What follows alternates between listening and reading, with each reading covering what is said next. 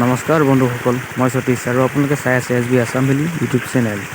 বন্ধুসকল, আজি আমি পথাৰত ব্যস্ত হৈ আছোঁ। এনেও বড়ো ধানৰ খেতিৰ কাৰণে আমি প্ৰথমবাৰৰ কাৰণে মোৰ এক্সপিৰিয়েঞ্চৰ কাৰণে মই কাম কৰিছোঁ।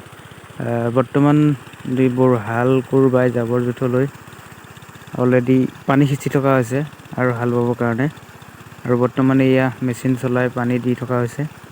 আৰু অলপ পিছতে ট্ৰেক্টৰে হাল বাই তাৰ পাছতে মাজৰ আলিখিনি দিয়া হ'ব। 4 স্কোৱাৰ আলিটো দিয়া হৈ গ'ল আৰু বৰ্তমান এতিয়া মাজৰ আলিখিনি দিব লাগিব। প্ৰথমে ডাঙৰ ট্ৰেক্টৰে হাল বাই লওঁ, তাৰপিছত আমি সৰু ট্ৰেক্টৰে পিছত হাল বাই আলি দি সৰু সৰুকৈ হাল বোৱা হ'ব। আৰু বৰ্তমান পানী দি অলপমান বোকা কৰিবলৈ চেষ্টা কৰি আছোঁ।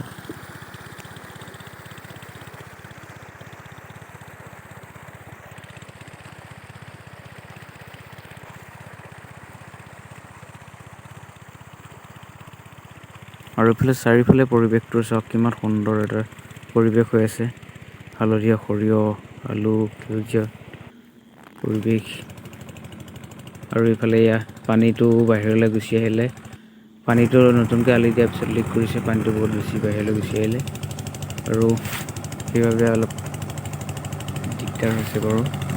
লাহে লাহে যেতিয়া বোকা হৈ যাব তাৰপিছত ছেটিং হৈ যাব। পোৱালি এটাই পানীৰ লগত খেলি আছে।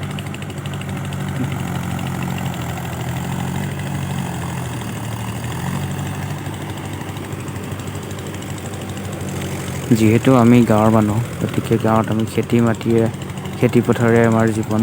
খেতিয়কৰ ল'ৰাৰ কাৰণে যেতিয়া আমি খেতি পথাৰৰ মাজতে আমি জীৱন নিৰ্বাহ কৰিব লাগিব, গতিকে খেতি পথাৰে আমাৰ মূল উদ্দেশ্য।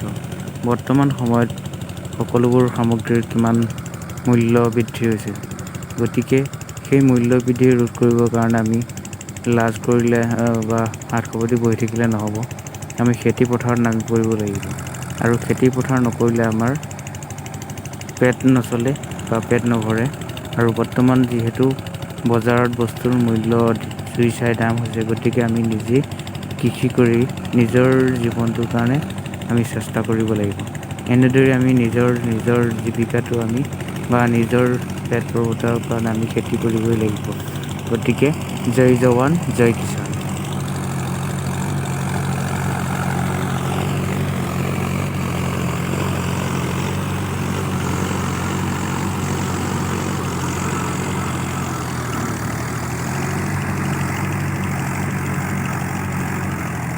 এইফালে এয়া আলি দিয়া পৰ্ব চলি আছে আৰু আলিখিনি দি অহাৰ পিছত ধানৰ কাৰণে আমি বোকা কৰি আছোঁ আৰু আজি বোকা ৰোৱা হ'ব। গতিকে কিমান কষ্ট কৰিব লগা হৈছে, জাবৰ জোঁথৰ লৈ হাল কোৰ মাৰি পানী মেচিনেৰে সিঁচি, আৰু এয়া আজি অৱশেষত বোকা হৈ আছে। এয়া আজি বহুতখিনি বোকা দিয়া হ'ব। এইখিনিৰ পৰা ধৰি 1 2 3 4 5 এইখিনি গোটেইখিনি আজি বোকা দিয়া হ'ব। আমাৰ এয়া গোহালি দাই হাল মাৰি আছে।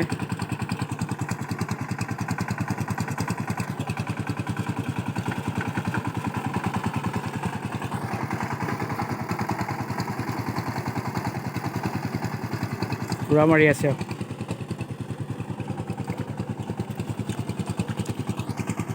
বোকা একদম বঢ়িয়া হৈছে, একদম ৰুব পৰা হৈ আছে বঢ়িয়া।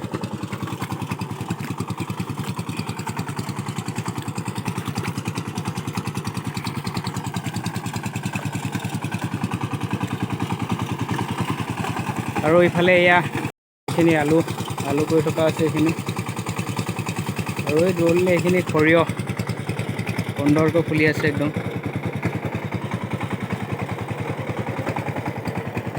বঢ়িয়া এটা পৰিৱেশ হৈ আছে একদম। হালধীয়া দলিচা। আৰু এইফালে এয়া বোকা মাটিৰ দলিচা। এতিয়া মাত্ৰ মৈ দিবলৈ আছে, মৈ দিলে হৈ যাব, বোকা ধুনীয়াকৈ ৰুব পৰা হ'ব।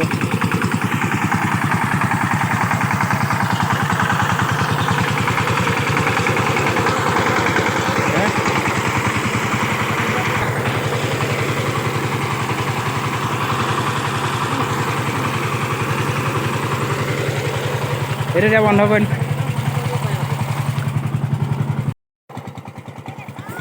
এইফালে এয়া ধূপ ধূনা লগাই লৈ ৰোৱা গোজ দিয়া আৰম্ভ কৰি দিলে।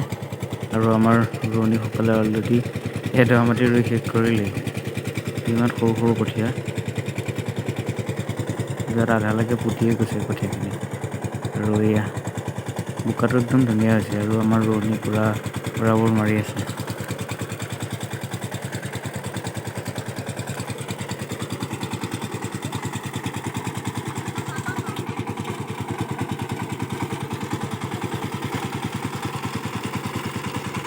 ৰোৱনী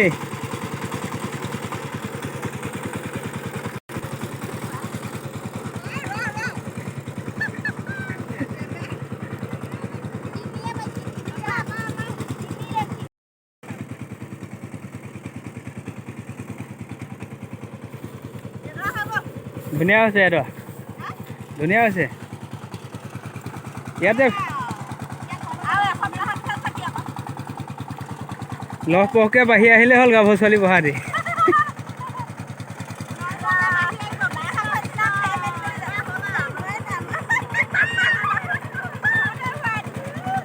ইফালে এয়া কোনে পেলাইছে? বৰ মূল্যৱান কঠীয়া হেও, ছিগি আছে। নাম নাম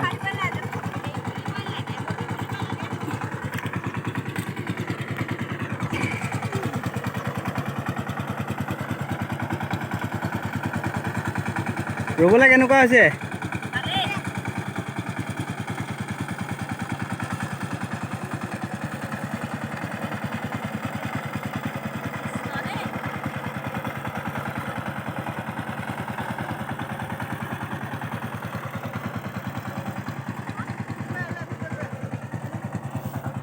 এইয়া কঠীয়া, কঠীয়া লাগিব নেকি? কঠীয়া নালাগে। অঁ,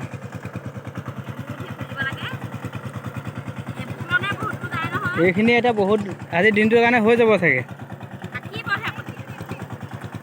থকাটো থাকিব। এইজোপা হেৰি হৈ গ'ল, এইজোপা কোনে ৰুইছিলে? এইজোপা পৰি গ'ল। এইজোপাও পৰিলে দেখোন।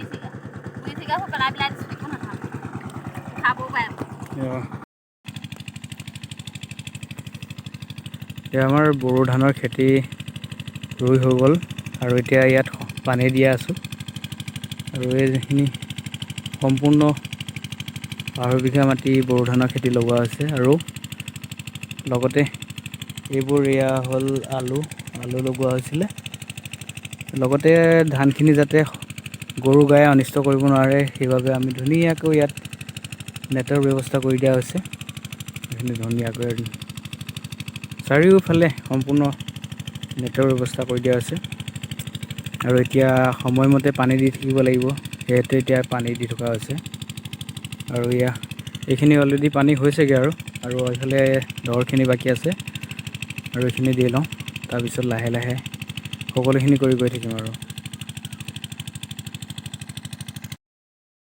আমাৰ খেতিপথাৰবোৰ পৰিদৰ্শন কৰিবৰ কাৰণে শস্য বিভাগৰ ADO আৰু গ্ৰাম সেৱক লগতে গাঁও প্ৰধান আহি আমাৰ খেতি পথাৰবোৰ পৰিদৰ্শন কৰিলেহি আৰু কেনেদৰে কি কৰিব লাগে তাৰ বিষয়ে কিছু পৰামৰ্শ দি তেখেতলোক গ'লগৈ। আৰু তেখেতলোক থকাৰ সময়ত আমি ভিডিঅ' কৰিব পৰা নগ'ল, গতিকে কেইখনমান ফটোকে মাৰি থোৱা আছিল, সেইটোকে দেখাই দিলোঁ।